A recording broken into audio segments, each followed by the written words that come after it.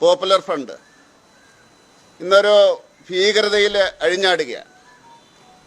ഈ അവസരത്തിൽ പറയാനുള്ളത് 90കളുടെ ആദ്യം കേരളത്തിൽ ഇതിലും ഭീകരത സൃഷ്ടിച്ച ഒരു സംഘടന ഇവിടെ ഉണ്ടായിരുന്നു. അതിനെപ്പറ്റി ഇന്ന് കേട്ടുകേഴ്വിയില്ല. അങ്ങനെ ഒരു നേതാവും ഉണ്ടായിരുന്നു. അവര് ലക്ഷ്യം വെച്ചത് BJPയെയാണ്, സംഘപരിവാറിനെയാണ്, ആ സംഘടനയും. പക്ഷേ ഇന്ന് ആ സംഘടനയെ പറ്റി കേട്ടുകേഴ്വി പോലുമില്ല.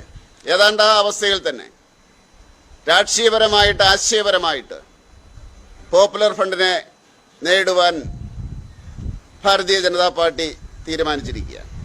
അതിൻ്റെ ഭാഗമായിട്ട് ജനുവരി 12-ാം തീയതി CPM പോപ്പുലർ ഫ്രണ്ട് കൂട്ടുകെട്ടിനെതിരെ BJPയുടെ സംസ്ഥാന നേതാക്കൾ നേതൃത്വം കൊടുക്കുന്ന സെക്രട്ടേറിയറ്റ് മാർച്ച് നടത്തും.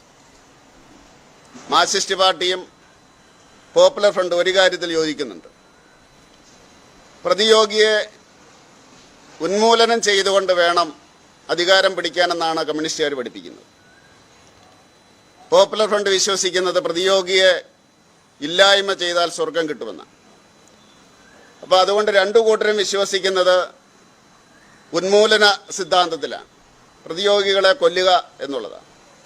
അതുകൊണ്ടാണ് CPM പോപ്പുലർ ഫ്രണ്ടിനെ സഹായിക്കുന്നത്. അതിൻ്റെ ഒരു ആശയപരമായിട്ടുള്ള ഒരു അന്തർധാരയുണ്ട്.